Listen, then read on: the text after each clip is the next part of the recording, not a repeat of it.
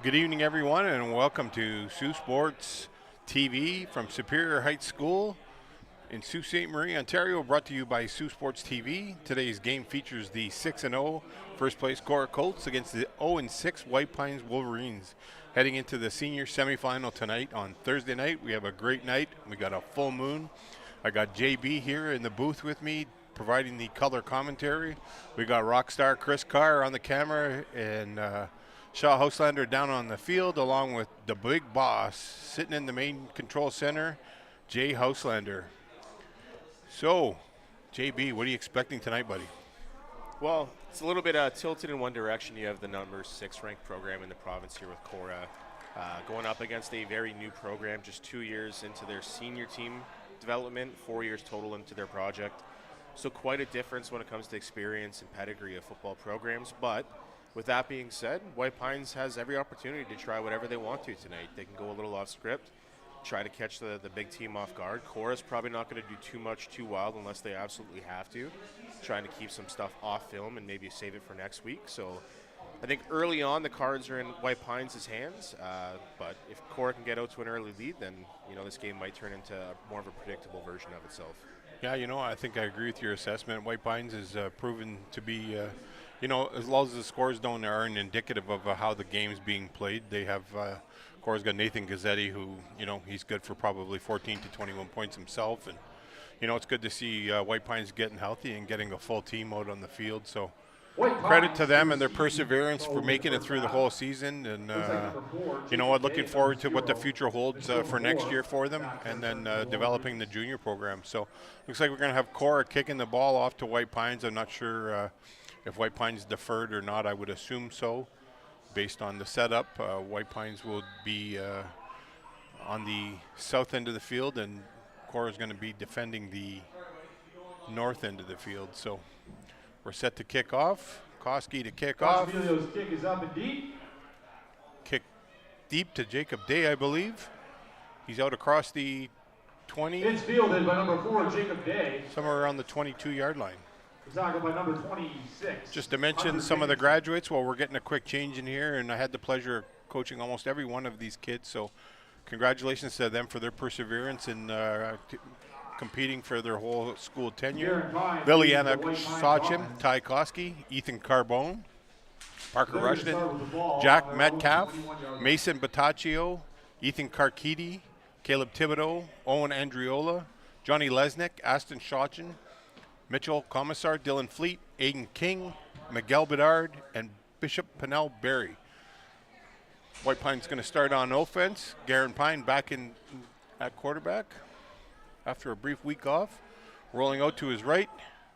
A little bit short of his intended target, Neshoba Moore. It out for Neshoba Moore. It falls incomplete. My apologies.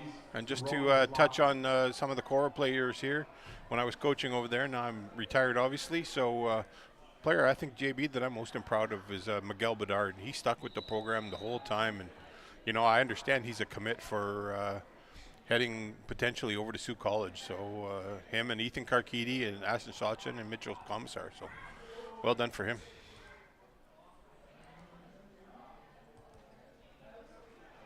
Karen Pine back in the gun.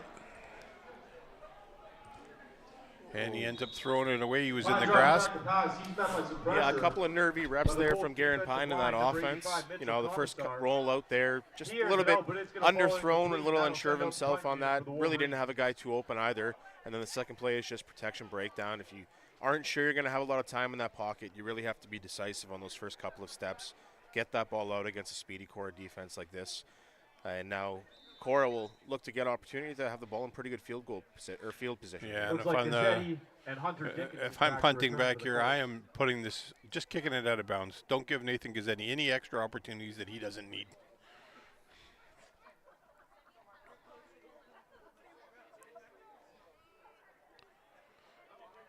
It looks like punt's off, fielded by Cohen Manchelenko. brought down by several White Pines It's Wolverines fielded by number right 13, around AJ the Costanillo. 35-yard line, so about a net of about 15 He's met by yards a here. couple So Wolverines, not looks quite like the punt primarily that number I'm 54, sure he was Isaiah trying to Kehoe, get off. and number 3, Tristan Holtzworth. Xavier Rollinson was trying to get off, but he's kind of new to the role right now. I know they That was number experimented 9, last week Xavier with him in that Rollinson position, on the and punt for the he Wolverines. fared out fairly well. So Yeah, while we have a quick mass sub here, I'm just going to go over the White Pine seniors for tonight. Their potential final game: Keenan Busno, Tristan Hallsworth, David Captain Kirk, Ty Couture, Isaiah Danger Kehoe, Big Noah Mioduzwitsky. I would struggle with that one. And Landon Mioduzwitsky? Surratt.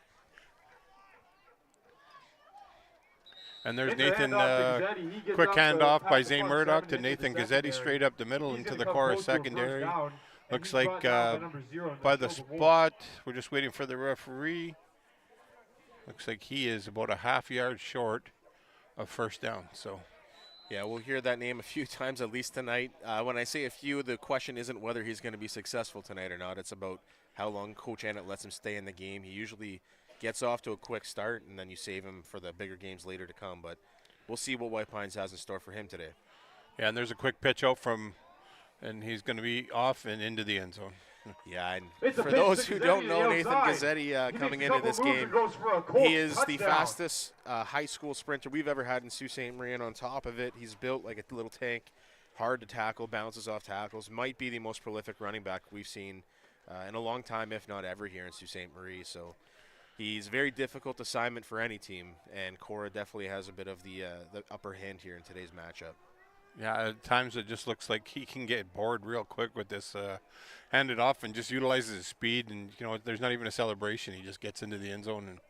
But he is a classy kid, so I don't expect anything different from him. So on for the extra point would be Ty Koski here.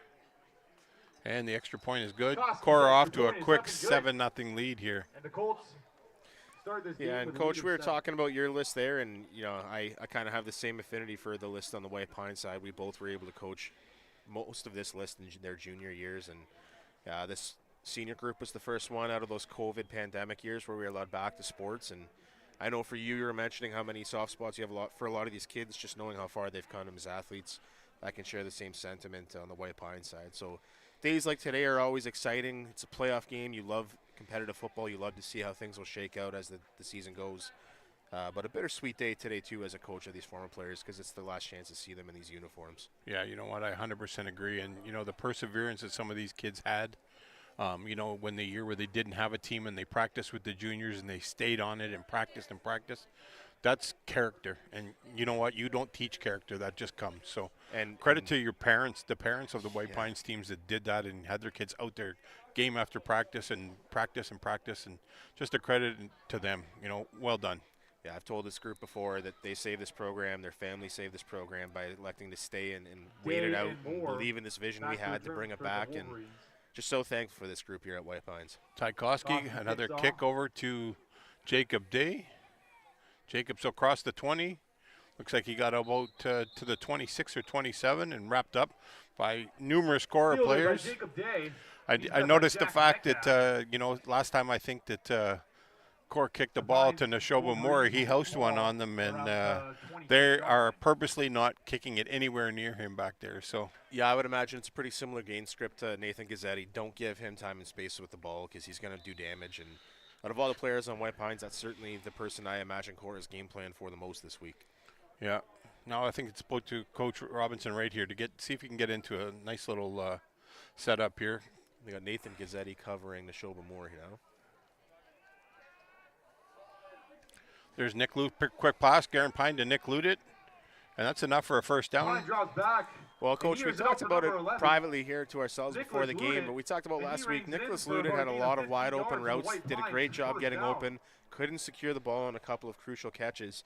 And we talked about how if he can just secure the ball today, how much of a weapon he is for this offense and how much he balances that receiving attack with Neshoba Moore.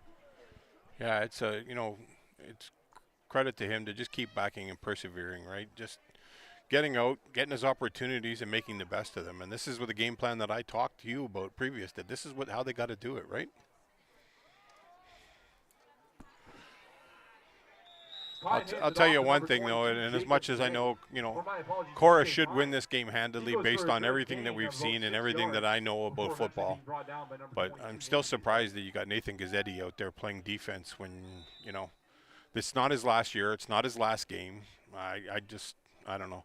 He's an elite player, and you want to give him touches, but if he gets hurt, that's such a huge blow to your offense, and I just don't see it. Yeah, we'll come back to that here in a sec after this play. Garen Pine back in the gun. Another handoff, quick handoff here.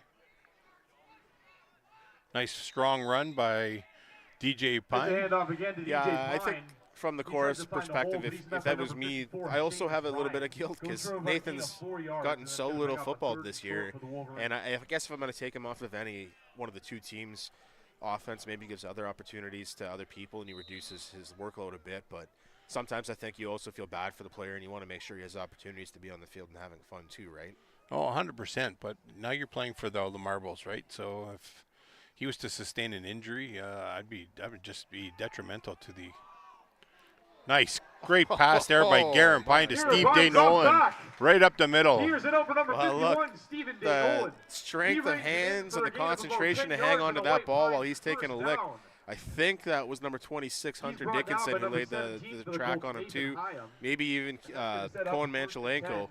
Either one of those hitters are a bit of a load to take. So Steve Day-Nolan, impressive catch, hanging on to the ball there. Steve's so gritty, right? So Garen Pine back in the gun here. Another handoff here. Nice strong run by DJ. This is the running that I said all year I've asked him to do. When you get to the line, put your shoulders down and run through it. Yeah, he's such a strong kid and he just doesn't understand yet how well he can run and be a factor in this. But tonight, this is what I've been waiting for. So hats off to him. Yeah, and they get him for another 2 years after this, so hopefully today's performance, if he can keep that up, it awakens something in him for next year and a little bit of belief and confidence in himself to keep doing that. Yep, so they got 6 on that play.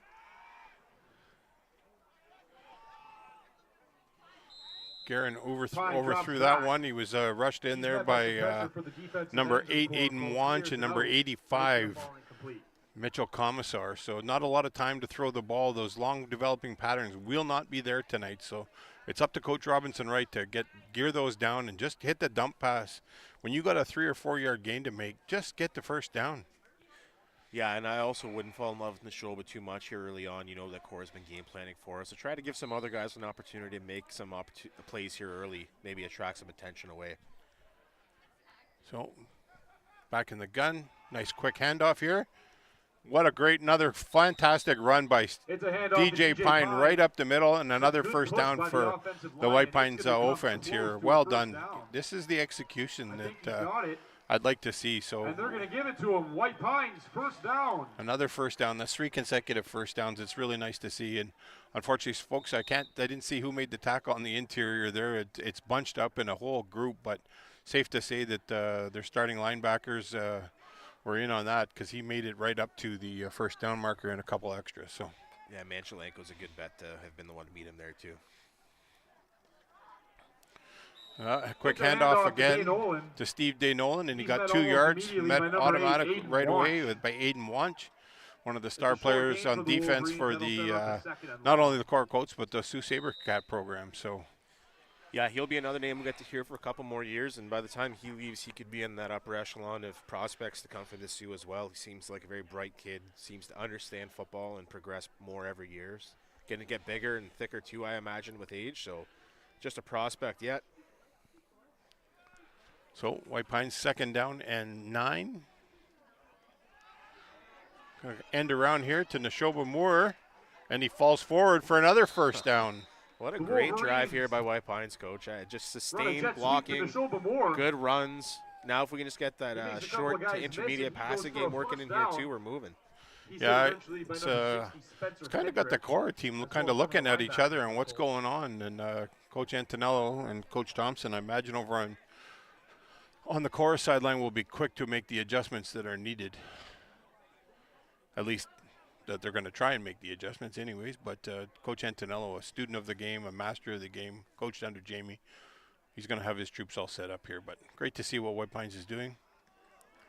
Nick Ludit running backwards. Don't advise against that, but It's a screen to Nicholas Luda. That's going to cost him 3 He's yards brought down back. by number 23. I understand the concept. That was kind of like a little For a tunnel loss screen that of they were 4. trying to develop, but he hit him a little too early before the tunnel. So Yeah, and you know, when you have Korah's defense with all the speed and the experience they have in that DB core, and you have linebackers who could be hybrids between a DB and a linebacker when it comes to their speed, you're going to need some pretty elite block in there, especially if you don't have the complementary numbers in space. So yeah, it looks like it's Nathan Gazzetti's falling the Shobamura all over the field here. So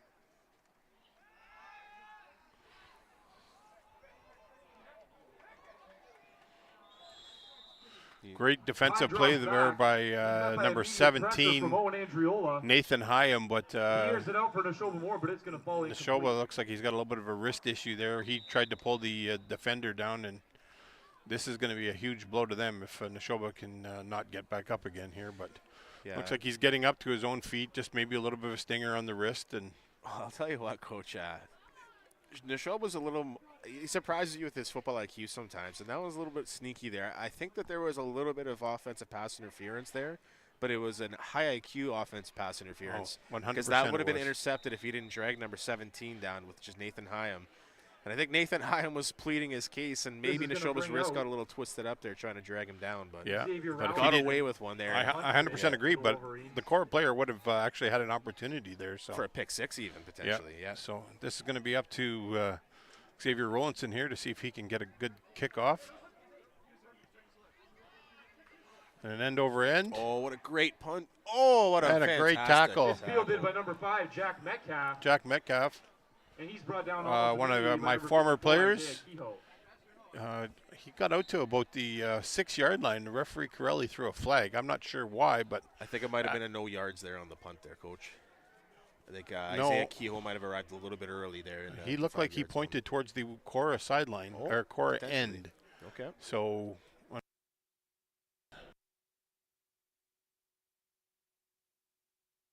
Okay, so from the house we're saying the replay says there was space, so you're leaning towards being the one who's right here, Coach. So there was a penalty, not exactly, it looked like a block in the back based on what I'm pretty sure the signal that referee Corelli gave. So that's going to pin Korah deep into their own end zone here on the 3-yard line, but now you have to watch out for the Nathan Gazzetti effect, Coach, because you can see it's going to happen. I'm going to jump in here real quick. I saw this in practice. So Mike Reed has something dialed up here. Defensive coordinator for White Pines. Everyone is 3 yards off the line. No indication of who's going and who's dropping. Linemen all of a sudden have to really figure out what their assignments are. Well, that's just smart coaching.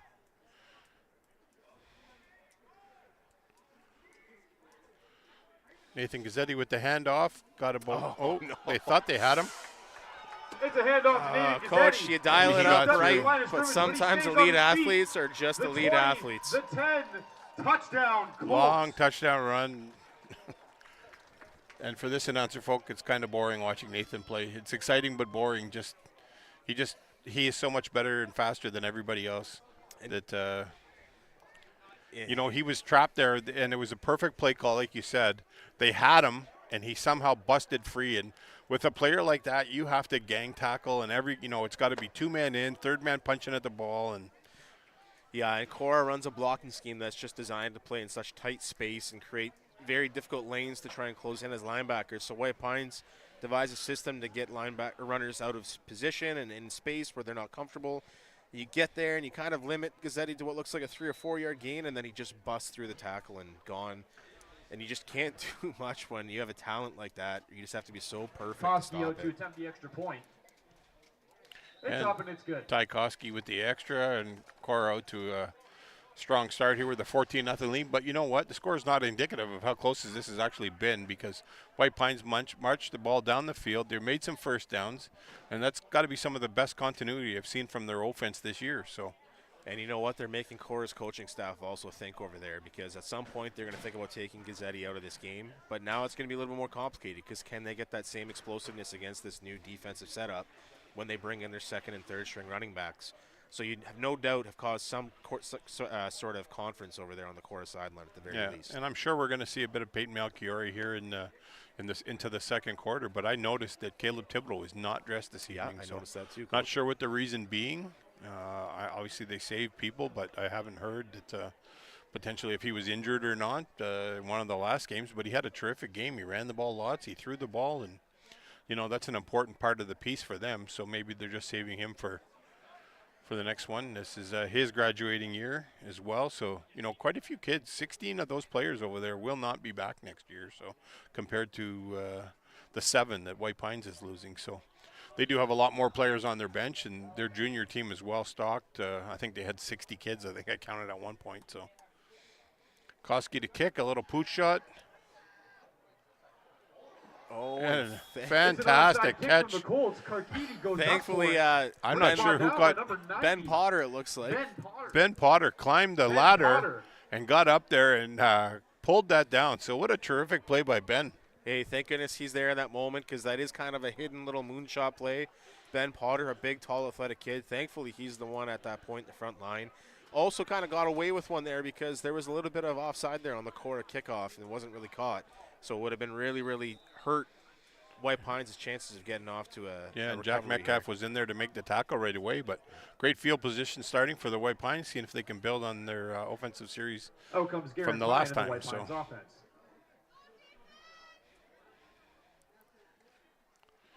looks like Steve Day-Nolan with a It's Steve Day-Nolan on the carry. He goes big for the tackle edge, there by Aiden Wanch. but it's Aiden Wanch. I think that who play denies has got to get run up in the middle, not outside. So yeah, and that's 2 plays now where I think Steve Day-Nolan is kind of falling for a little bit of bait that Aiden Wanch is setting there. Aiden just has these long arms. He'll kind of push his tackle off the distance and then make a read based on the running back. And he's inviting you to think that outside's open, and it's not. So you just got to cut up underneath him. And if you're going to take him on, you run him over. That's a philosophy that Steve's got to use there. If he's going to try and tackle him, just run him over. So second down, Karen Pine back in the gun, and sacked. Pine drops Yeah, and back it's not a good sign when you have a lot of white jerseys standing there looking forward with no one in front of them at the end of the play, and it's been a bit of a plague there for that White Pines offensive line. They've been through injuries, some inconsistency when it comes to personnel. But there's also a lot of lack of experience on that offensive line too. Big kids. Unfortunately, the season's just not long enough to develop kids fully to that level at this point. Yeah, you're starting to see a bit of the COVID effect there too, JB. Kids didn't get the time in Sioux Minor like they probably could have. Had they, not saying that these kids all played there, but, that league was such a developmental structured league with the great coaches down there. And, I coached in that league quite a few years back, and Rob Grev and Jim Corelli and Bonifero and Jimmy Monaco and, just so many great guys, and it was the great development league, so they missed out. So kick back, Xavier Rollinson, quick over here to, looks like AJ Cochamilio, number 13, and tackled right at the center. So not a very good net of about 7 yards there. I think Xavier has to work a little bit on his distance. Yeah. It's kind of new. They kind of threw him in there last week when they didn't have the services in the show, but he did an admirable job. But that's something that, they can build on for next year. So yeah, and White Pines, I'm sure, is very thankful that they have as much of Neshoba as they do for this game. He is battling still through a little bit of ankle aggravation, but the one thing they don't want to do is make him punt and aggravate that even more. But it is a weapon that they're missing in the special teams unit. It's his long boot on puntings. So back under center. Oh, somebody new back there, it looks like. Looks like Nathan Hyam back at quarterback. Hand off to Peyton Malchiori. And he avoids a tackle and runs out of bounds around the 8-yard line. And he's forced out of bounds. Ethan McCorkle, Johnny on the spot to not let him get any further than that. So quick change at quarterback here. Korah out to a big lead and rolling the bench on their development program for Nathan Hyam here. Yeah, their whole backfield looks to be the second starters, but Ethan Carchidi back there, Peyton Melchiori, and then you have Nathan Hyam. All 3 of those experienced starters at all levels up to this point in Korah's development program. So they're certainly familiar with having big rep counts, but we'll see if they're ready for this level here today. Yeah, and here comes the running game. AJ Cochamilio. Tackled quickly by Steve Day-Nolan. On the carry. He gets the first but he did have enough for a first down. So number 51, Stephen Day-Nolan. Yeah, and coming back to that grade 13 group at White Pines too, you mentioned development and opportunities missed during COVID. This group also missed out on the grade 11 year because they did stay and wait for this program to get to the senior program. And again, thank you to those kids and those families who did so. But our 13 group is really the least experienced age group out of all 3 years on this senior team. Our 12s and 11s have had more football experience as a whole. So it's just a weird predicament, but these kids really did save this program. So it's a little bit of a celebration for us, for them tonight too. You know, and John, I just want to give you a shout out because you were instrumental in making sure that program got back. And if you didn't, we wouldn't be here watching these kids today. So credit to you, my friend. Oh, thank you for that. Made it a lot easier in year 2 to find someone to take it over for me when I found your son, though. So we're flipping the dish here, folks, and we're into the second quarter. Quick spot of the ball. Didn't have to go too far here, just a little bit of a flip of the field. So Korah will be first and goal. Sorry, not first and goal. First down from the 43-yard line. Another unique front here by Mike Reed on the defensive side. A single nose tackle and a bunch of pressure coming off the edge. It's going to give them a different look and something to think about, that's for sure. Especially help them with this wing T where it runs outside, but they got to wrap up still. And Ethan Karkidi with the flip from Nathan Hyam. Oh, and that's Landon Surratt. Landon Surratt, who they cannot afford to lose. He is such a pivotal part of their offense, and he's grabbing his knee. That does not look good. So we're going to send this briefly over to our sponsor, and we'll see you on the flip side.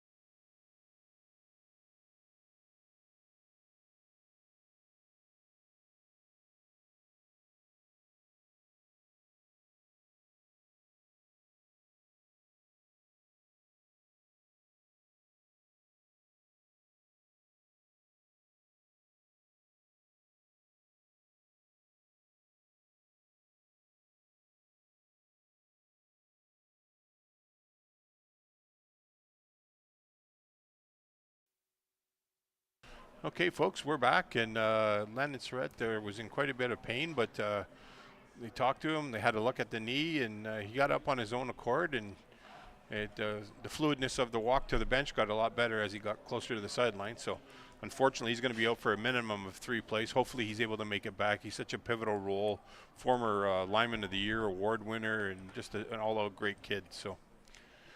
Yeah, and he's a bit of the tone setter when it comes to the toughness on that defense as well. So the D-line's trying some different stuff here today. Really would be nice to have him out there. Yeah, giving Korah definitely a different look, and Hyam still back at quarterback. Quick pass up, quick handoff up the middle to number 17. It's a fullback dive to Cochamilio. He follows the offensive line. Oh, AJ Cochamilio there. Hey, sorry, AJ Cochamilio. So it was Nathan Hyam to AJ Cochamilio up the middle. So Korah really rolling their benches and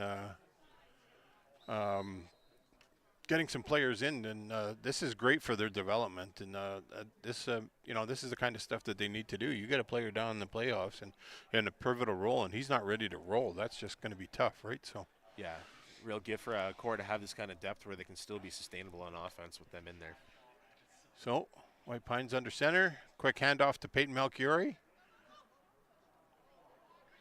He bounces off a couple of tackles, and he's into the end zone. Yeah, see, you It's a have handoff to a couple of Malchiori. guys there trying to shoulder check instead of He wrapping runs and through a couple tackling. of And guys, and he'll when go you have for a athletes like touchdown. Melchiori and Gazzetti who are just running so low to the ground, and they're in the gym and they work on having such tough runs through tackles, you have to wrap. You can't body check and try to slam guys. Unfortunately, that is Keenan Busno did that shoulder check, and he's kind of one limb short tonight. So that's what he's got. Then he's out there toughing it out with that doing the most he can with that cast on his wrist. So you know that there's not a lot of it's hard to wrap up with one arm, as you well know, being a former player yourself. So Korah out to a 20-0 lead. Tykowski here on to add the extra point. And kicks it right through across the track. right over Mr. Jordan's head. Make him go get the ball. So Korah out to a commanding 21-0 lead with 10:42 to go. Yeah, and you'd like to see some sort of response here from White Pines. And if nothing else, if you're Coach Baz on the sideline there, you're trying to remind all the players in that team that this is the last chance for a lot of your teammates to be on this field with you. You know, don't have any regrets at the end of the night. Play every rep as if it's the 0-0 tie still, and just give it your all for the sake of your teammates, for the sake of yourself going into next year, and even just for your own pride for the school too. Well, they're definitely showing it tonight. They're being very gritty and nothing more than I would expect from Will Baswell coach team and Coach Reed and all the other great coaches over there. And you know, so also we just want to give a quick shout out to our sponsors. Northern Sports Excellence, True House Sports Radio, Gen 7 in the rank, and Cobb's Bakery in the Churchill Plaza. JB beside me here from Reliance Home Comfort, great company. Use them several times now. Algoma District School Board here on Superior Catholic District School Board. Algoma Thunderbird Athletics Elite 8 Basketball Academy, and Liberty Tax here in Sault Ste. Marie. So 10:42, looks like we're going to see, I think it's Ty Koski. They've been using Blair Nixon for punting, so Ty is able to bang one down right inside the 10. And again, they're kicking it to Jacob Day, and he makes the decision to pass the ball off to Neshoba Moore, and maybe he probably should have kept that one in retrospect. Yeah, you know, I understand that you're trying to get Neshoba Moore the ball in special teams because Korah's deliberately not kicking towards him, but Korah also just has such great speed, great lane discipline. Their special teams are just so athletic because they are certainly not a team that takes breaks on specials. They put their best players out there too. So yeah, you just kind of got to take yards when they give them to you and take them quick because Korah's speed will eat up yards on you. Yeah, folks, and if you're new to Sault Ste. Marie football, just so you understand that Korah would be the equivalent of a AAA school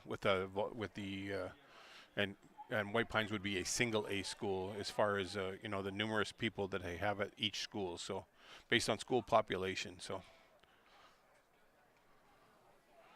looks like a quick handoff here to DJ Pine, and then we'll take time to give a shout out to my buddy Willard. I imagine he's watching somewhere this evening if he's not here at the field in his car. So hello, Willard. Hope you're doing well, my friend.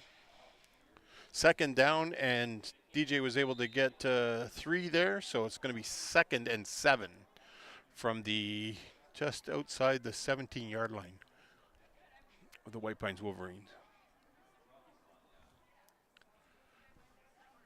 Guerin checks to the coverage. And a double reverse.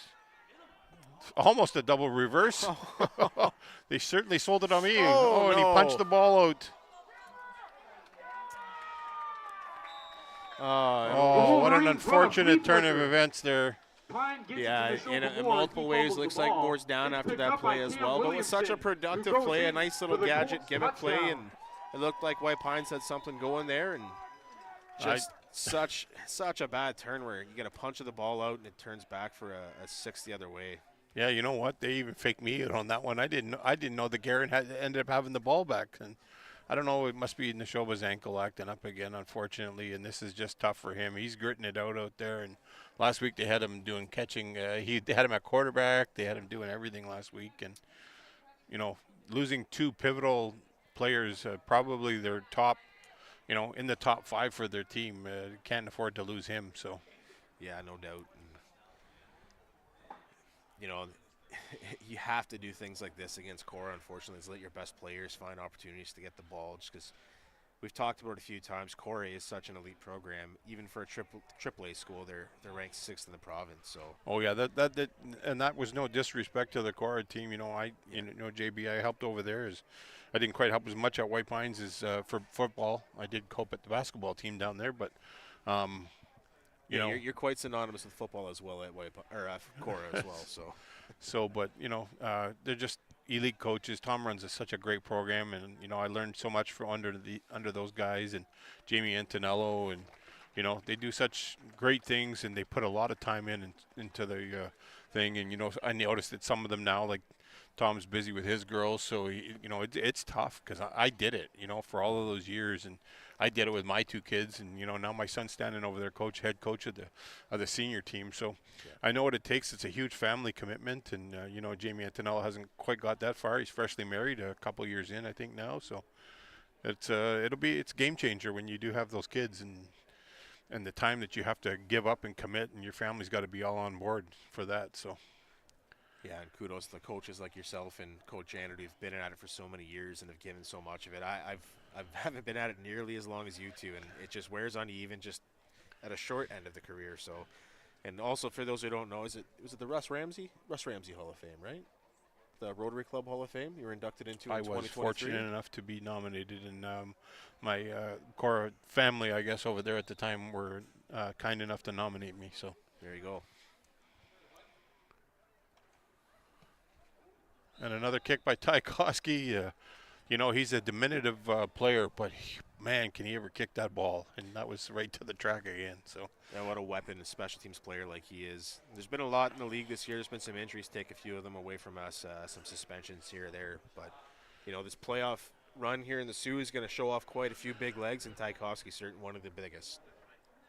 Yeah, so if you're not sure, tomorrow, folks, we're going to be back at this at the 4:45 time slot with the junior program. It'll be Superior Heights and St. Mary's battling it out to meet the winner, Korah Colts. White Pines, they didn't have enough players to field the balance of their program, and some of the juniors were up the last few weeks with the senior team, so they got an automatic. Korah got an automatic bye to the final, which will be played the following week. But so tomorrow, starting at 4:45, and then again at 7:30, we will have Superior Heights against St. Mary's. So I'm sure Coach DeSando for Superior Heights is going to give it his best, and he's going to be coaching a game against legendary Jim Monaco, and another coach that I have the utmost respect for. And I coached with Jimmy and Sue Minor, and I learned a lot, and he's been a great friend for a lot of years. So should be treated to another great game tomorrow night, and then the winner of that game will meet, I'm most assuming here, after a 28-0, it will be Korah the following week. So kicking off here, it's AJ Cochamilio pounding one deep, and Damon Belanger unable to pick it up. And great special teams coverage here again by... The kick's fielded by number 16, Damon Bellinger. Yeah, and it's been quite a few years for that Korah junior program. I think since the pandemic, I don't know if they've lost a game in Northern Ontario, and in the junior loop, you don't go past Northern Ontario. Yeah. So if I'm not mistaken, it's been quite a few seasons now since they've lost a game. So we'll see if they can keep that up. The junior loop seemed to have a little bit more parity this year than in years past. So we'll see if that impacts things. And you would be the expert for me, I guess. NASA is played here this year for the junior loop. For the junior loop, is my understanding, and it's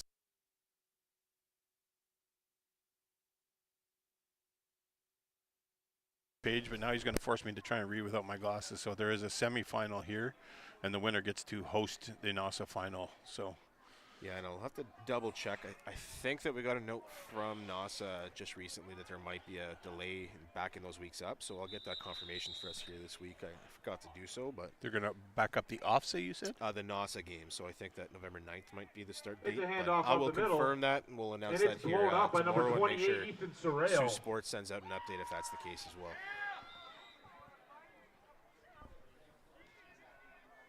So White Pines taking the ball over here. They didn't get far on that last play, folks, or we were busy gabbing and getting this in, but Korah on 2nd down and 13. Oh, sorry, White Pines. See if Guerin can get the offense rolling again.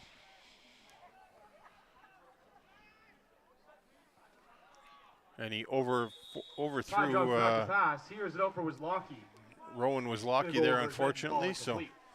Yeah, he went through a couple of progressions there, but by the time he started to look to his left, he had pressure and he just got the ball off. And I think it was one of those cases where you'd rather throw it where nobody can get it than someone from the other team.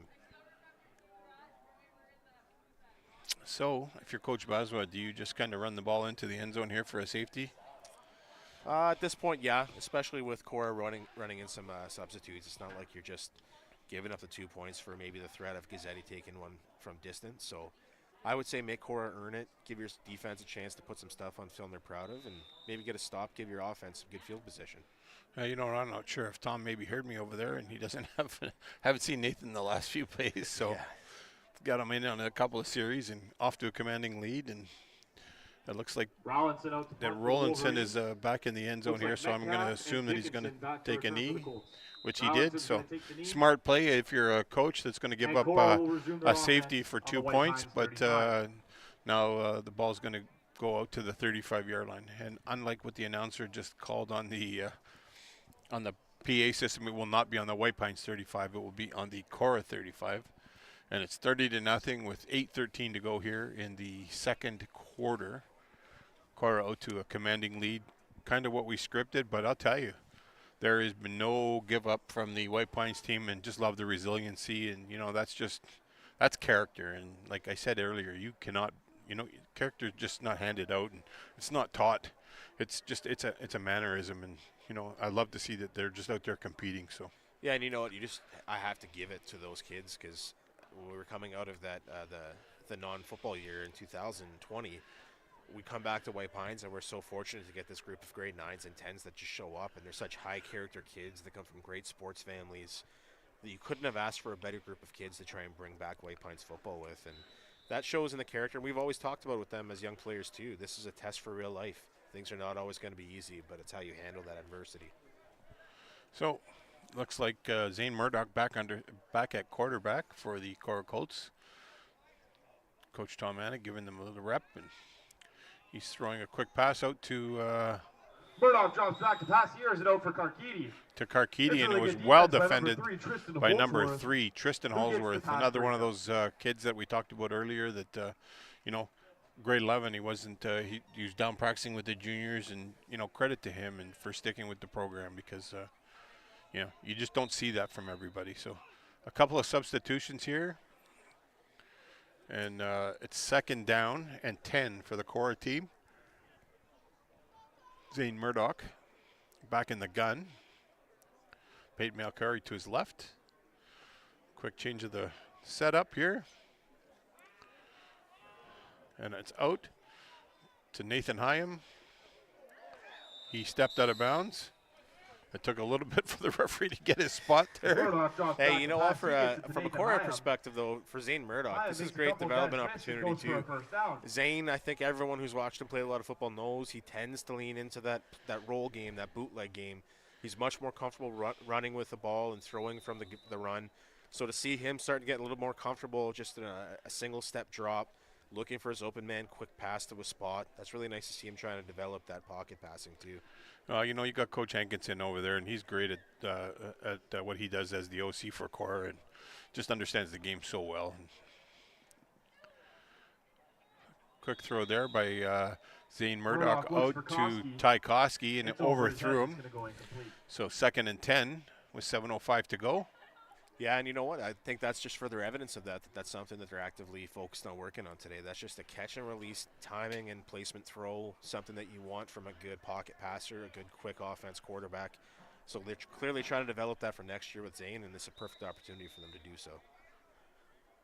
I love seeing the little shenanigans here Coach Reed has got going on, and it's definitely making Korah think about what's going on. So a little bit of a different wrinkle, and, you know, it's going to happen down in the future when they get to the NASA and other games. Sure, you're going to have some film, but Malchiori up the middle. It's a handoff to Malchiori. And a great rundown tackle. About 30 yards. Who was that? Number 16. He's brought down by Damon Ballinger. Is it Bellinger or is That's it gonna bring out Belanger? the Korah We've Colts called first them down. Bellinger. When he first came to White Pines, I called him Belanger. He never corrected me, but I also am from a French background, so I'm going to lean towards that until someone corrects me. But I do hear him called Bellinger quite a bit in the school, so that might be it. I'll have to ask later on. So forgiveness for you for and myself tonight if we haven't got it right. But Damon B. Yeah, you were 50% Great right at the tackle. very least. Yeah. We got the Damon part right. So. Yeah.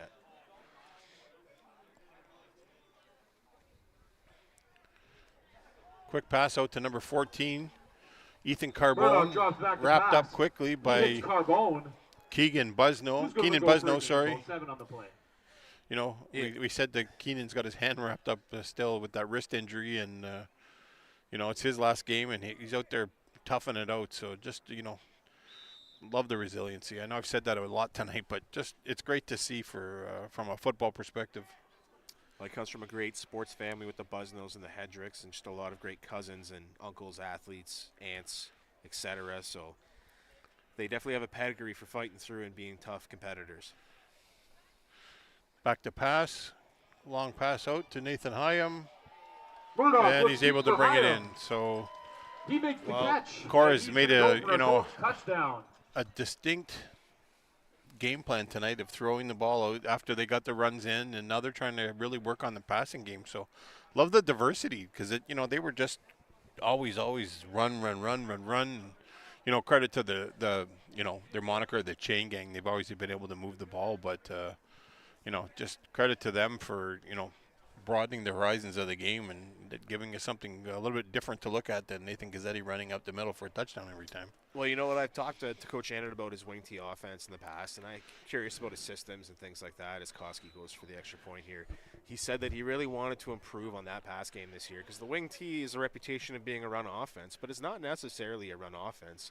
It is designed to also set up that Koski's second and kick is third up and level, good, and having the open Colts build their opportunities lead to too. And 37. FYI to Ontario, if Korah is getting good at running packages that are straight drop back pocket passing stuff, they're becoming so diverse with their playbook that you really have to be prepared for 7 or 8 different packages. This team used to be a very predictable offense that was all dependent on execution and angles and assignment, but now they're starting to diversify too, and they have players that can learn 8 or 7 packages. That makes this offense terrifying because they just ran a very efficient, quick pass offense down this field. And I know White Pines in our standings here locally aren't ranked very high, but Sault Ste. Marie's football loop is very good, so don't take anything away from who they're playing.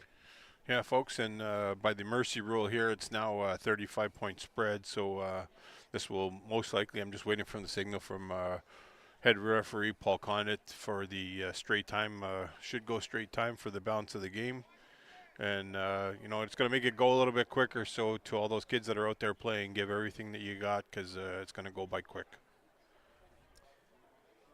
Yeah, and you really hope that those seniors who are out there for White Pines, they can take in the moment and just appreciate all the football. And, you know, you struggle not to get a little emotional with it thinking about these kids because they were the ones who showed up that first day after the pandemic wondering, you know, is this program going to be possible? What are we going to end up with? And I look back on that, and me and Coach Busno and Coach Figures and the guys that were there, I can't imagine a better group to start things off with than these seniors here. So it kicks off AJ Cachamilio It's to fielded by Damon Bellinger. Or Belanger. Damon B, as we He's gonna said. be met pretty hard by Some- number 23, Cohen Manchelenko. Some great sportsmanship there between Jacob Day and Turner Dickinson, you know, talking to each other on great plays and, you know, tough blocking that they've done. So Yeah, and teammates in the summertime too. Those play in the same backfield, so they're familiar with each other. If not this last summer, certainly the season before when Jacob was in grade 9. So the clock not running for some reason. I'm not sure why, but I think it has to wait for after a specials team. So we might see it continue now. it's running now. So last time as soon as it was kicked, the clock went and it just kept going. So Garen Pine back in the gun, makes a small gesture. Steve Day Nolan running the ball. Got about 3 yards. It's a handoff to 51, Steve Day Nolan. Tackled by, looks like number 99, Owen Andriola, one of my former defensive players. Oh, we got another White Pines player down So here. looks like we got a White Pines player down. Looks like Steve Day Nolan down after that tough tackle. So we're going to send it to our sponsor.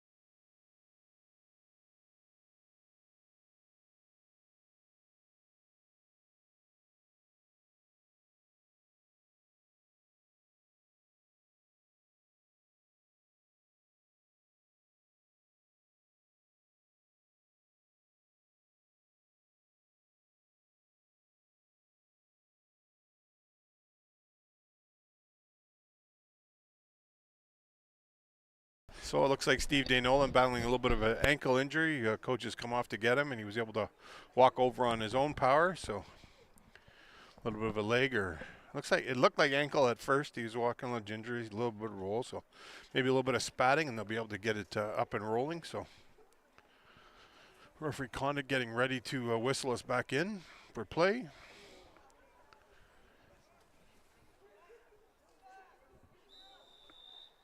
And there it is, where clock is ticking.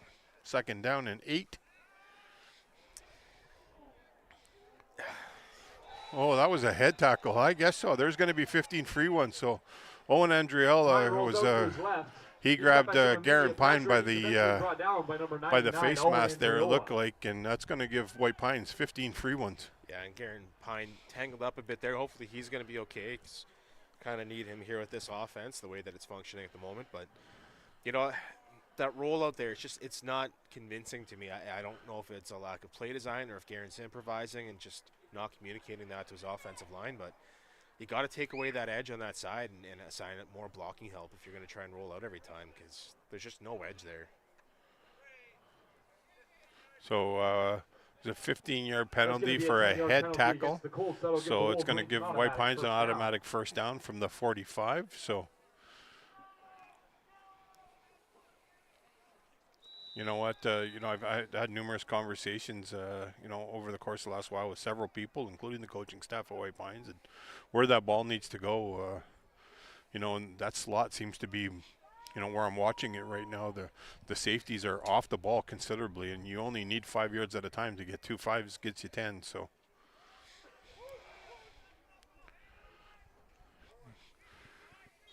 Strong run, but unable to get anywhere. DJ Pine with wrapped up by several core defenders. Yeah, when you're talking about the slots and those, you have the corners and the DBs that are bailing very early, giving a really soft coverage, and maybe a little slow breaking routes, some rub routes, something to get a guy open late where it's just a tempo throw and Garen throwing a guy open out of the break. Because right now what's happening is you're throwing to a guy in space, but you're not getting bodies on Korah, and they're just sliding down to that play.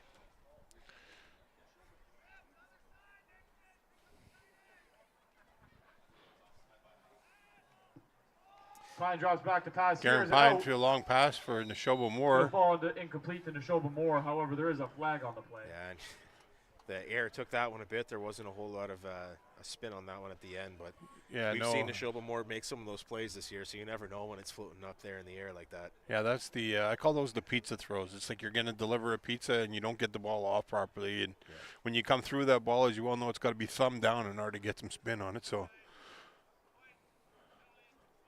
White Pines somehow was offside, and White Pines the Korah Colts have declined the penalty. I'm not sure why we're not running full time here. This should be straight time. I don't.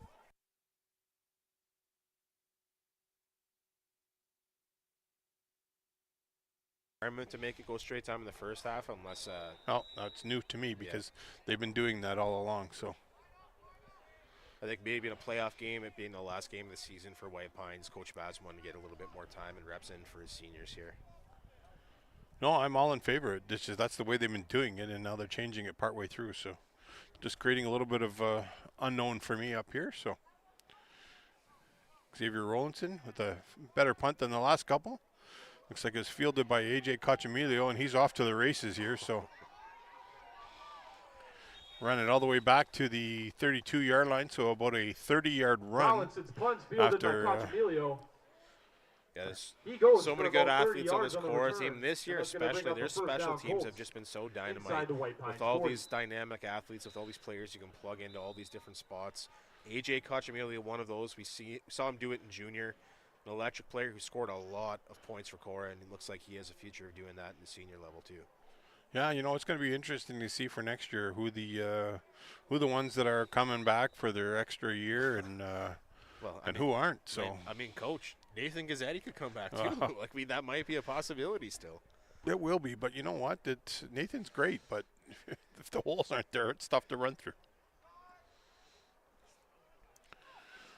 Nathan Hyam with the run, pushed out of bounds by Nick Ludit.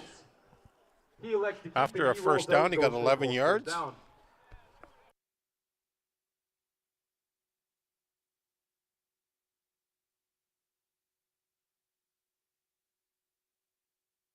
We're getting a little bit of information here, folks. It looks like the November 2nd date that we did discuss is going to probably be postponed to the 9th because Korah's senior final isn't till November 1st. So they have quite a few more schools down there that have programs. So Sudbury, yeah. in Sudbury, sorry. So quick handoff here to Peyton Malchiori, wrapped up, and another flag coming from the far side. It's a handoff to Malchiori. Referee The play's blown up Fitzpatrick behind the line of getting in scrimmage on by the number game. 54, Isaiah Kehoe. Yeah, it's going to be a lot Potentially of, a hold, I would think. certainly a lot of players leaving that Korah program, and this might be a drop off going into next year. I mean, no program is immune from those things, but if there's any staff that has been building stuff for so long where they just kind of manufacture their own players, whether it be through weight room, whether it be through teaching them about football and concepts, Korah I don't think is going anywhere necessarily, but we might not see as strong of a senior group next year, that's all.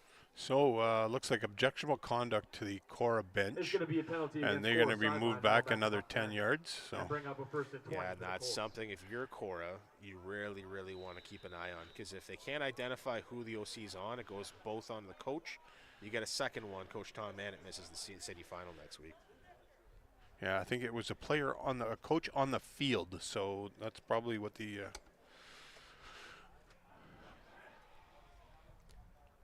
I'm back in the gun. Oh, barely missed there by number 56, Austin Crowley. And Hyam up, got about 5 yards, and gang tackled by a plethora of White Pines defenders. Rolls out to pass. He elects to keep it. He makes a couple of guys miss. I have one adjustment if I'm Coach Reed at halftime. I like that we're rallying to the ball, but everyone's standing up when they get there, and nobody's really getting low and driving through the tackle. And you're giving Korah's athletes a chance to try and reset their feet and push that pile forward. I would really just like to see a little more low driving tackles from this White Pines defense. So Ty Koski with that superior leg, going to try one here from the 33-yard line. We got a flat top defense here by White Pines.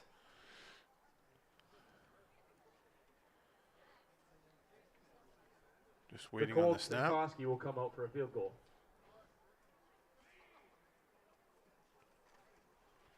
And it's blocked by Isaiah. By number 54, Isaiah Kehoe. Isaiah Danger Kehoe. And sets up a White Pines. What a terrific block, and credit to the specials coach over there with the block. So they're not letting Korah add to their lead, so well done. Well, you know what? You're not worried about the 1 point if they miss. If you're the coach, Batman on that side, you're down 37-0. So send the house on that punt. Try to get a block. And Isaiah Kehoe came over from Central Algoma Secondary School last year for his grade 13 year, trying to give himself an opportunity to play high school football here for the first time. What an add he's been to White Pines this season. Yeah, you know what? He's on the field all over the place, and I was just informed that his nickname was Danger this week, actually. Spent a little bit of time with Coach Baz. We got out to see his grandfather in Echo Bay, and it was he said Danger's the nickname. So there's a whole story to behind, but won't elaborate too much. But great play nonetheless by Isaiah Kehoe.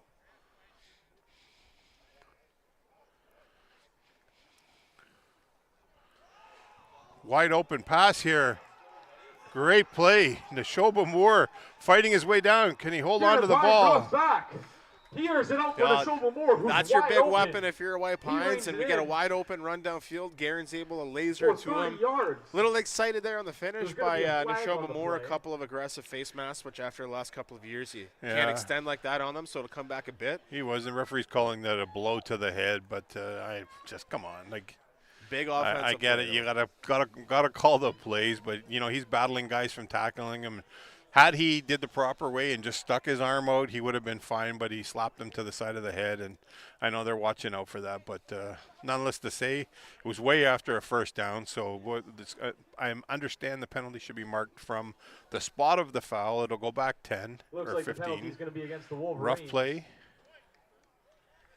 15 yards, my mistake, 15, not 10, but 15. But hold nonetheless, on it was a fantastic sling there by Garen Pine to his outstanding target there, Neshoba Moore, coming back off that injury, still hobbling a little bit, but gutting it out. So credit to him as well. Yeah, fighting through. And I was talking to him this week. He's planning on coming back again next year. So we're not done watching Neshoba Moore develop as a football player, I don't think. And I'm sure he'll have opportunities beyond even his grade 13 year in the sport as well.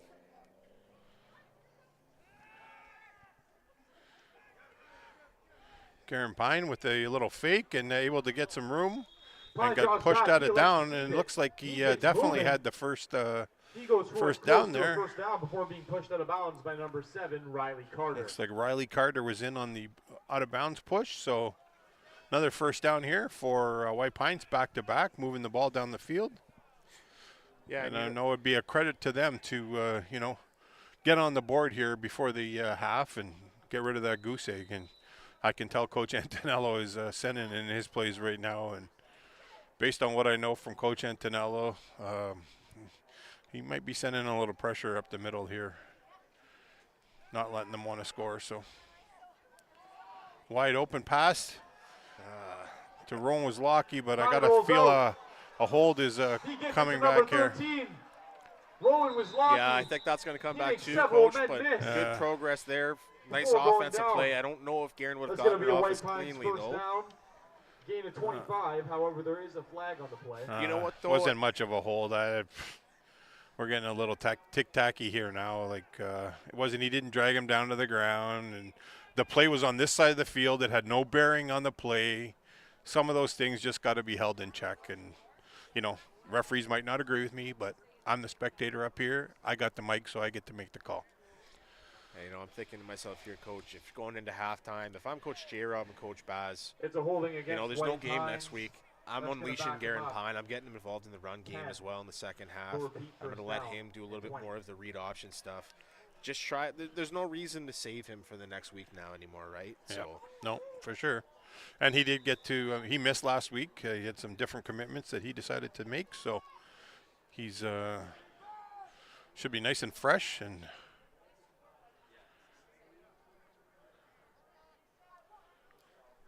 so back from the gun, 2nd and 20. He exited out of the box. No, there was no hold there. Garen Pine running. He had his hand Pine firmly in the middle of his chest. what, Coach? That was fair. you know, Coach, I think that might have been a give me back call if I don't know. But you know what, though? He had his hand firmly in the middle of his chest, for sure. and he for sure. wasn't grabbing. He was just pushing. Wolverines call a timeout. If they would have called a penalty there, I would have went down and had a say. I would have been awful call. So good credit to the referees for making the right call, and credit to Garen Pine there for a great scramble. Yeah, you know what? That was a veteran, mature play by him. He didn't have much. He tried to find space, and once he got it, he saw a lane to take off and run it for a first down. And I like athletic, confident Garen Pine. I don't like Garen who comes into games trying to be perfect too early and he holds himself back. I want to see him getting his legs involved. I know there's this whole concept you want to save players for the big games, the playoffs, but now you don't have that excuse anymore. Let your athletes do their thing.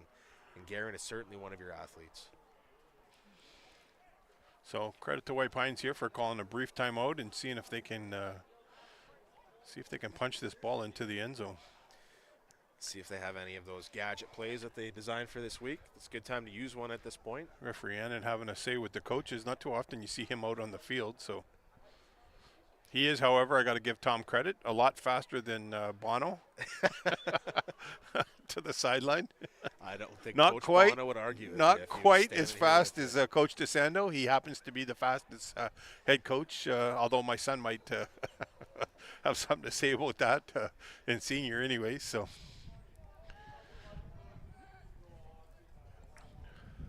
Let's see if we got something down. Garen back in the gun here again. Low snap. Great defensive play there by Rowan Wizlocki. He heaved it up there, and one of the Dickinson boys, I can't see down in that corner. Receiver number 13, Rowan Wizlocki, and it's going to fall incomplete. Yeah, I can't see whose hands it had either, but yeah, I know the point you're making there. Rowan Wizlocki definitely saved an interception there. I know, by but coming back to the ball. what he didn't see there, somebody was breaking up wide up the middle. And he okay. was in the end zone with not even a defender around him. They all went to Rowan on that play. So Coach J. Rob's got to have the right play dialed up here, and Set up 2nd and 10 if I'm for the him, he's got Wolverines. one-on-one against They're gonna take Neshoba one less Moore. at the end. I'd run a 5 slant right receivers. across the middle.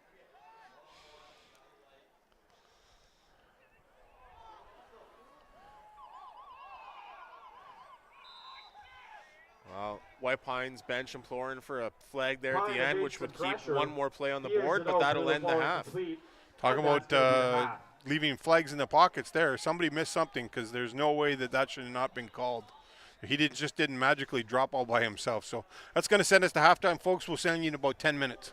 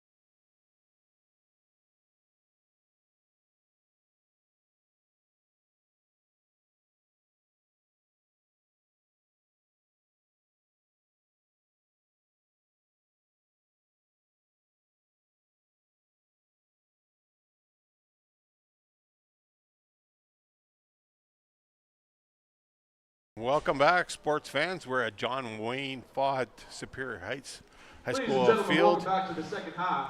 Korah Colts out to a commanding semifinal 37 high to school nothing football action. first half lead, but the score is really not indicative of how White Your Pines White has Pines played Wolverines are out to kick off.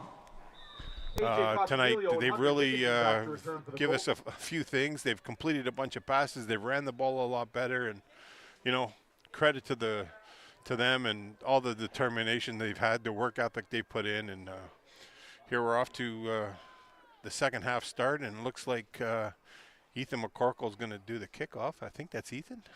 Looks like it, yep, number 5. And back deep for Korah. They got a couple, it looks like AJ Cochamilio, and I'm not quite sure who the far side is, but it's coming this way. They're setting up a fake return to Gazzetti. Oh, it is a return to Nathan Gazzetti. And it's a reverse to Nathan there he's Gazzetti. tackled again and thrown down by He goes for about Isaiah 10 Kehoe. yards. Danger Before being brought down Kehoe by with number another 4, tackle, Isaiah and Kehoe. they did not let Nathan Gazzetti get anywhere on that one. So Tom looks like he's going to give Nathan a few opportunities with the ball sporadically here in the second half. And, he's such a great kid, and I know we've said his name a million times, but, super parents. Just such a great kid and super polite and, and well respected by teammates and opponents alone. So credit to him. But now we're going to get Korah here on their first series, and Nathan is on the bench. And looks like Peyton Malcurie in the backfield there with Nathan Hyam from the gun. Quick handoff here to Peyton Malcurie and number 90. Ben Potter having nothing to do with that handoff into the backfield. About a 7-yard loss there. So Ben Potter making an early help of defensive stand here. It's a great sign for this White Pines program. Ben Potter, grade 11 D-end.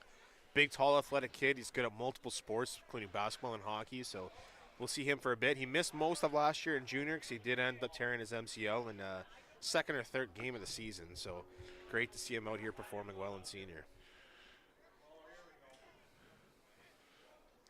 And a rollout here by Nathan Hyam, and kind of throws up a duck. And Ben Potter on the defensive end, able to. Here's an out. Oh, and there's a flag from another country. I'm not sure what. Two referees didn't see it, but referee Corelli jumped in on this one, so it'll be interesting to see what he's calling pass interference. And you know what? There's two referees on this side of the field that called it, and I do not agree with a referee from center field making a call. So Jim might not agree with me, and when you're watching the game, Jim, if you're seeing this and you disagree with me, that's fine, but I do not agree with the hand checking that was going on over there. That's going to be a 15-yard pass interference. That should not have been a pass interference penalty. They didn't call right there, and you threw it from center field. So he was right around him, and there was hand checking going on. Disagree with the call. Quite a few new faces on the offense here for Korah now. I see number 5, Jack Metcalf. Actually, Jack's been out there quite a bit, but see if they can get maybe Colton Green the ball here too at wideout, split end. Ball up, and passes up, Metcalf. And Metcalf for the catch. Airs out a beautiful football. Yeah, nice little tempo throw there, and Korah's really switching it up. They're giving everyone a chance to get involved in this offense, and I imagine they have quite a few packages with a few different players in on each one, so they're really trying to get everyone some work. And nice little throw there. At first, it almost looked like Hyam kind of threw it up a little bit too much, but he knew his guy was going to be able to get there on the sideline, and great concentration by Jack Metcalf.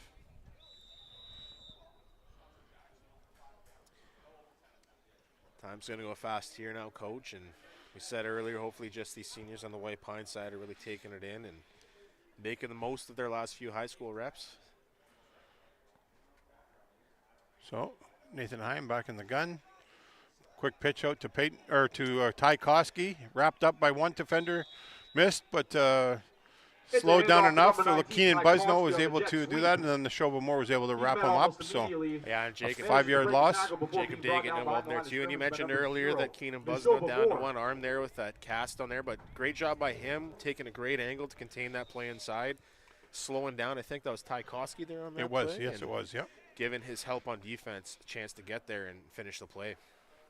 So Coach Hankinson sending in his play call for 2nd down and 15 by the looks of it.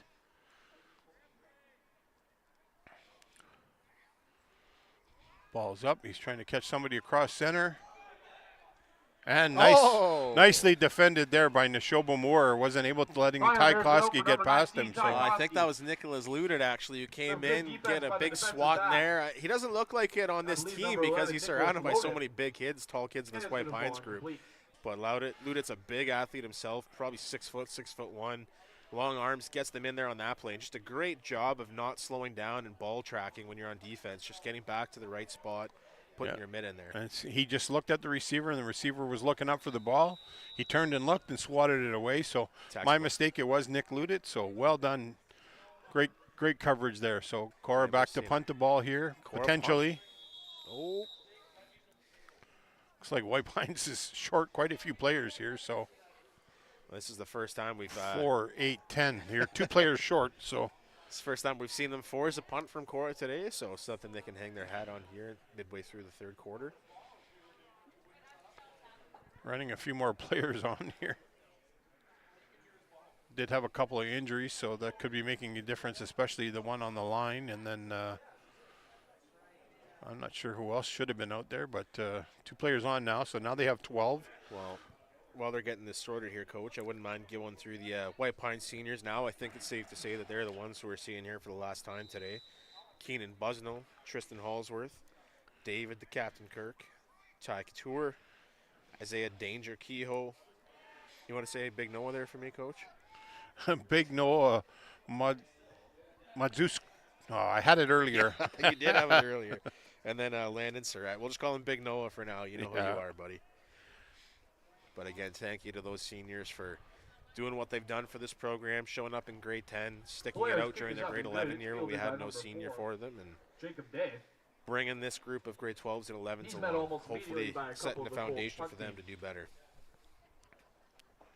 Affectionately known by Big Noah over there by the coaching staff, and Madazuski, I think is how it's pronounced, but that sounds about right there, Coach. Timeout being yelled. Oh, no. Trick play. Oh, this is the Keegan Dane package from behind center. So love it. I heard that it was coming again. We got a chance to see it.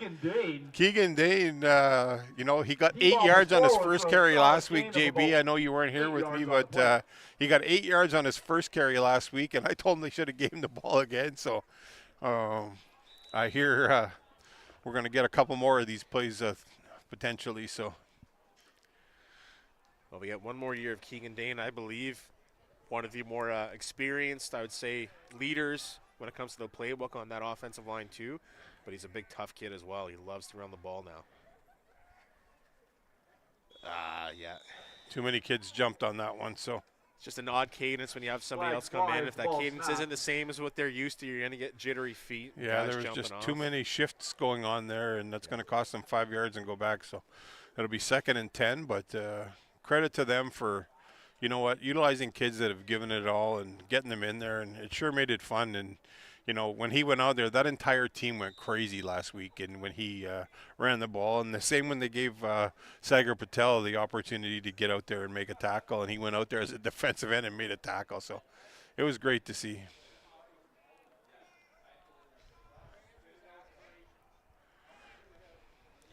Keegan again running the ball up the middle. Doesn't look like he kind of got too much there. Keegan Dane on the run.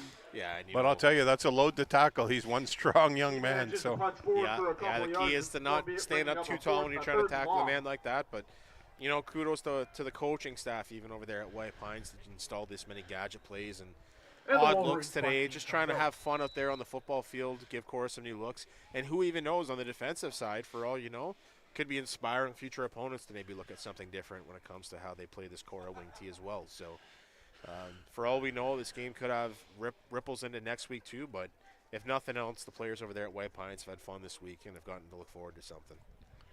Yeah, you know what, and it's a great night out here. The temperature is dropping a little bit, but you can't ask for better than this in the fall in Sault Ste. Marie. So kick is away, fielded by, looks like number 16, potentially, Max Bataccio.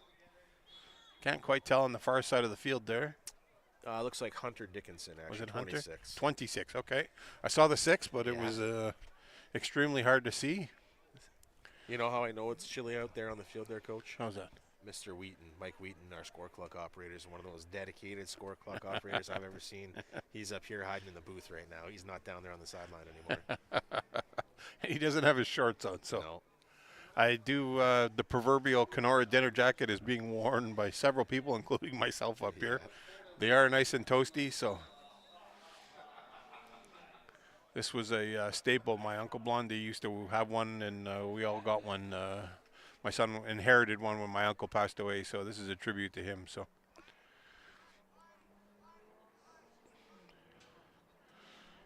Nathan Hyam back rolling out to his right, and going to get crunched there by number 90, Ben Potter.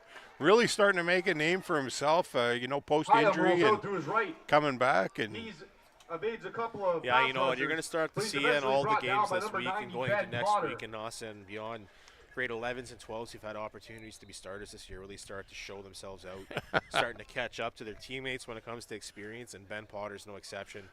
I imagine him being a big playmaker on this defense for a couple of years to come. Oh, he just gave us the old Steve Urkel dance over there on the to the bench just to get a laugh at everybody. So Steve Urkel show was long gone by the time Ben Potter was born. yeah, but we know what it is. So high out for a quick pass out here, wrapped up quickly by number 5, Ethan McCorkle. Hyam So drops back. He hits number 15, Colton Green. Well, you know, Colton Goes Green for a there with gain the of a couple of reception yards on the for Korah, and that's it'll gonna be bring up third the down and 14. So not sure. Looks like Korah's sending their punt team on. Yeah, I do see Nixon Blair coming out, so he is their punt guy, and he was aware last week. The last game I saw him play, he punted one down and went and recovered it in the end zone, and so I'm sure that was brought up on specials that he's going to run down there. So yeah, and kudos to a punter to have that kind of awareness, that kind of IQ, and then also just the ability to get down there that fast. I can tell you, Coach, if I was punting, I'm probably not the guy you want trying to go and recover it down that far. I won't get there in time, but yeah, he he's can move. quick. He was one of my cornerbacks there when he came in junior, and he was kicker as well. So great punt, and it's outstanding punt. Oh no, he should have just let it go into the end zone. and Korah covers the ball. So Nixon Blair's punt lands unfortunately, inside the Wolverines' 5-yard line. Looks like the Colts pounce on it. Yeah, it and was they're gonna deflected. Steve Day Nolan, not Steve, Jacob Day touched it with his hand, and it was covered. So I'm wondering if Looks Korah like it's didn't gonna be Korah recover football. the touch, though. That's what I saw from my vantage point here, Coach. And I think Korah has possession. they do, yeah, for sure Yeah. they do. Yeah, it just that's again comes back to experience and playing reps in football, and it's a young program at White Pines. Age doesn't necessarily mean too much with this group. Like I said, the grade 13s of all people are the least experienced ones on this football club. So that's where Korah's program is a lot further ahead than a program like White Pines. But you know what? that comes with time. What I'm interested to see is if when he touched that ball for the first time, was there any yards given? Because they sure were there. So Not a bad if point. there's no yards and they recover, how does that work? Because that's what my question would be to the referees. So if no yards were given and he fumbled, they should still maintain the ball. So that defender, there's no way that he touched it and they were able to fall on it before he was. Yeah, I'm not sure if he was the first one to touch it, though. I think Well, there it might sure have looked been like it. two, I don't yeah. think the guy first touched it at first. So, watching the film maybe later on, that's something that I would check. But needless to say, our opinion is not going to matter, and the ball is going to be down on the 2-yard line, it looks like, and we're flipping the dish here with 12 minutes to go in the full quarter, and this time should fly by. So, if a couple of sponsors out there are listening, jump on board, get us maybe some new tablets here for the PA staff to be able to look at live replays, help house out, and get us some fancy equipment. been about lacking here in the sponsorship category here, so just give them a shout out to Northern Sports Excellence, True House Sports Radio, Gen 7 in the Rankin, Cobb's Bakery down in the Churchill Plaza, world famous scones and buns. JB here beside me, Reliance Home Comfort, great company. If you're, it's getting furnace time now. If you need your furnace fixed, give JB a call here. Algoma District School Board here on Spear Catholic District School Board. Algoma Thunderbird Athletics, Elite 8 Basketball Academy, and Liberty Tax. Sault Ste. Marie. Quick handoff here to AJ Cochamillo, walks into the thing untouched. It's a dive to Cochamillo. He gets it for the Colts touchdown. Yeah, I'm looking forward, Coach. This Korah team looks pretty good this year, and we've seen it in this loop. And they might have a good run in them. And they missed OFSA for the first time in a bit last year with St. Mary's getting the better of them after splitting the season series the last 2 seasons before that. But, hey, don't count out the defending champs just yet, Coach. They had a couple of games. I said it when they lost that first week. That really puts you in an awkward spot if you're St. Mary's, because do you try and win that second game and do something different and put it on film and not be able to use it in the game that matters in the finals? Or do you run the same vanilla stuff and just let Korah think they have you beat and then come out with some nice stuff in the championship game, right? And then even then, the Superior Heights come out with surprise and the St. Mary's make it to the finals. Koski's kick is up and good. Lots yet to be seen. Yeah, unless you got a little Ouija board that I'm not sure of, and if you happen to, please share the winning lottery numbers because. But based on the play that we've seen so far, you cannot count out St. Mary's whatsoever. Jim Monaco, veteran coach, and he's got a lot of coaches on his staff, and they know a lot, and they're no stranger to each other. So all it takes is for one injury, like we did talk about, right? It could be your quarterback gets injured on one side, or your star running back gets hurt. And that balances things out. When a star player is not able to make elite plays, it changes the whole perspective of how things are going to be played out. So it could even be film, a scheme, a new adjustment. It comes down to players that you have. And you know what gives St. Mary's a chance no matter what is the players they have on that roster. There's just so much experience on it. They were NASA champions last year. A lot of those guys have also been OSFL champions, the SaberCats in 2023. So I certainly wouldn't put it past St. Mary's coaching staff to come up with something nice. Their players are certainly capable and experienced. Superior Heights has some great players too. Let's not pretend like that game has been decided just yet. No, not even close. I'm sure Coach DeSando's going to have his players ready, and they have their standout athlete, Dake Gauthier, who's definitely a difference maker, and he does everything for him. He's the Swiss Army knife for them, and offense, defense. Just knows it all, and such a great player. So I played with a couple of guys with the same last name who happen to be related, and he looks in a lot of ways similar to his dad and his uncle. Yep. So the kick is off. Jacob Day running the ball back. Cochamillo's kick is fielded by Day.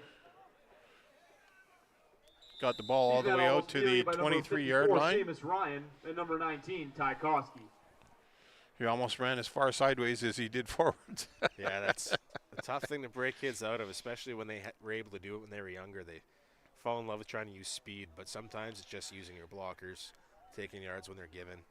Yeah, that's where those wedges kind of come into play, and you line your guys up, and certain people are supposed to be in their assignments, but we'll see what offense for White Pines can put together here. 8.5 minutes left to go on the straight clock time. Yeah, and Neshoba Moore running off to the side there, so this I'm sure he will not. Here is another little package. The White Pine shenanigans. Got Keegan Dane in the backfield and the whole plethora of them there. So,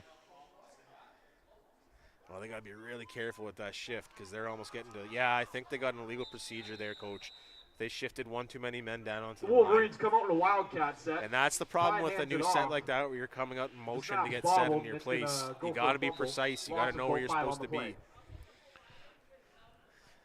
And I know even for myself, when you've installed gadget series like this in the past, if you have even one player go down injured and you're planning on coming to this package later, it really complicates things, especially if it's a position that. Well, you know what? That motion. JB, just interrupt you there. Yeah. That penalty was on Korah. Oh, yeah. So they were offside. Referee Chow, that's famous for that call because that's he's right on the line all the time. So zone, yeah. He gives them a lot of benefit of the doubt, and he tells them, and he yells at them and tells them. So he'll tell you back. It was not a motion play here, so. There you go. 1st and 5 for the White Pines Wolverines. Back to their normal look here. Great pocket by the offensive line. And there's the pass interference that Neshoba Moore was looking for. Nixon Blair trying to make a play there, and he interfered with Neshoba, so 15 yards. So this is going to make it another first down and bring the ball right to around the 42-ish yard line. So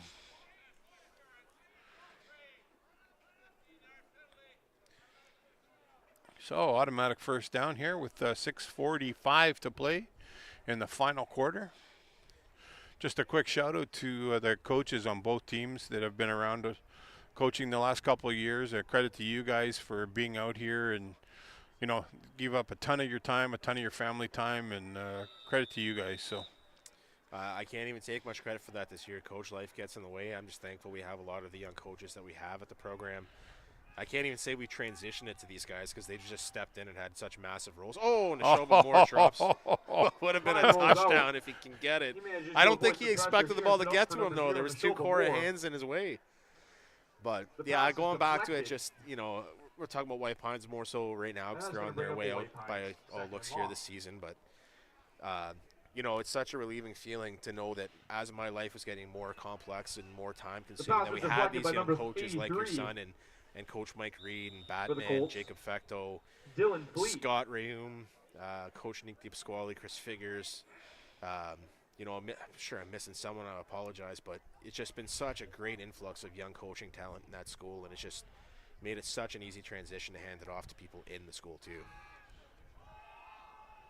Isaiah Kehoe going up and making a play. Danger Kehoe with a great grab right around the 39-yard line. You know what? It's almost sad that we missed 4 high school seasons of this young man, but he and his family live so far away from town. He moved into town to be closer to the field and be with family that are here in town, and I'm just so thankful he's getting this chance to be here. But can you imagine what we would get from Isaiah Kehoe if he spent as much time playing football as some of these young men? Yeah, what an athlete. And credit to the Korah staff as well over there, Coach Antonello, Coach Hankinson, Coach there's a whole list over there. Coach Hankinson Jason and Thompson. Coach Thompson and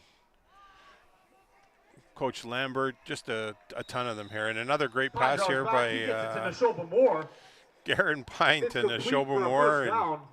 And he's brought down by number 2, Nixon Blair. Did you say Coach Hankinson? I did. Yeah, Coach Hankinson over there. Coach Paul Kalbick, now a Russ Coach Ramsey Kalbick, Hall of Fame member himself. Yeah. Also a Northern Football Conference Hall of Fame member as of this last A legend, but I keep telling him he needs a haircut. So yeah, he's got the flow going. He's got the retired flow going. Yeah, trying to turn back his Beach Boys days. Yeah, those days are over, Paulie. I know how old you are. So 4:10 to play here. White Pines threatening down inside the 20. Garen Pine tucking it here. And walks it in. Hey! He likes to keep it. Garen Pine runs it all the way in for the touchdown, and the goose egg is off the board. And Coach, I don't want to just get focused on one player, but Isaiah Kehoe absolutely blocked his man all the way downfield and secured that corner there for Garen Pine to walk into as well.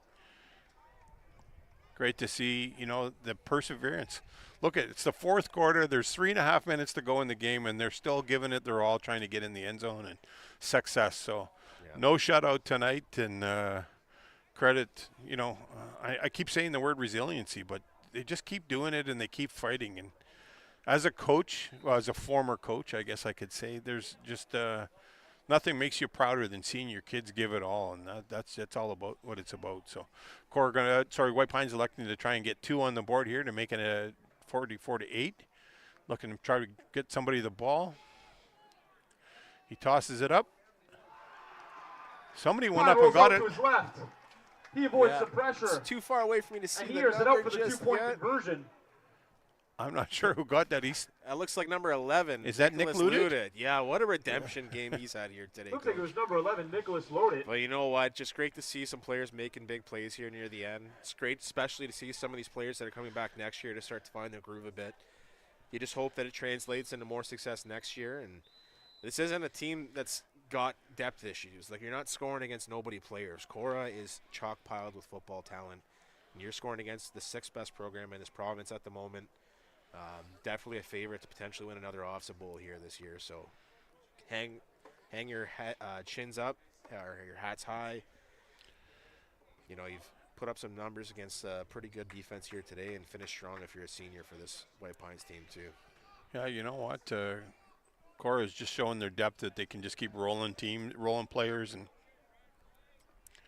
they had a lot of first stringers out there tonight, and that's great to see because too many times in a game I see where White teams are Pines just out to kick off. rolling with their starters, and this is smart football. So Looks like it's going to be Karkidi and Dickinson back for the Colts. Karkidi and Dickinson back for the kick here. Wouldn't be surprised, JB, to see a little shenanigans here. It's their last probably time with the ball. So Yeah, and I think you got A.J. Romano on that second. Oh, oh, look and there at it that. was. And looked like It's a pooch kick by the Wolverines. It's fielded by Peyton number Rushton 6. to me, number 6 Peyton maybe on Rushton. the recovery. I'm not sure because it looked like a He 5 manages to on hold that. on to the ball, and that's going to bring up a Colts first down on their own 50. Yeah, I think that's Peyton Rushton there. So getting his name called here today. Chuck Metcalf, I think, had a little bit of pink undershirt there. So that's why I made me second guess if it was him there.